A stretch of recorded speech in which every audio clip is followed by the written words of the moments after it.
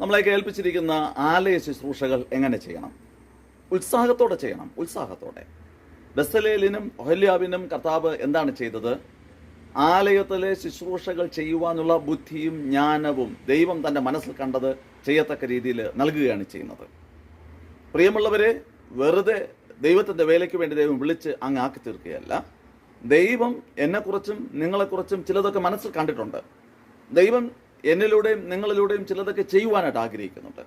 അത് ചെയ്യുവാനായിട്ട് നമ്മെ തന്നെ നമുക്ക് സമർപ്പിക്കണം. അങ്ങനെ സമർപ്പിക്കുമ്പോൾ ദൈവം ബുദ്ധി നൽകും, ജ്ഞാനം നൽകും. അതിൻ്റെ പ്രായോഗികമായി അതിനെ ഇംപ്ലിമെൻ്റ് ചെയ്തുകൊണ്ട് ഏറ്റവും ബെസ്റ്റായിട്ട് നമുക്ക് ചെയ്യാൻ സാധിക്കും.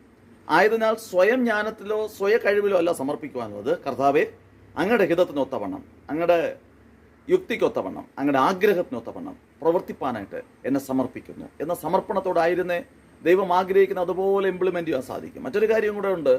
ഈ ഉദാസീനതയോടെയോ അലസതയോടുകൂടെ അല്ല ചെയ്യാൻ പറ്റുന്നത്, ഉത്സാഹത്തോടുകൂടെ ചെയ്യും. ഇവരൊക്കെ തന്നെ സഭയിൽ ഏൽപ്പിച്ച, ആലയത്തിൽ ഏൽപ്പിച്ച, വിശുദ്ധ മന്ദിരത്തിൽ ഏൽപ്പിക്കപ്പെട്ട ശുശ്രൂഷകളെ ഉത്സാഹത്തോടുകൂടെ ചെയ്തു. ഉത്സാഹത്തിൽ മടുപ്പില്ലാതെ ചെയ്തു. അങ്ങനെ ചെയ്യുവാനായിട്ട് ദൈവം നമ്മെ വിളിച്ചിരിക്കുമ്പോൾ അപ്രകാരം നമ്മെ തന്നെ വിധേയപ്പെടുത്തിക്കൊണ്ട് ആ ശുശ്രൂഷകൾ ചെയ്യാം.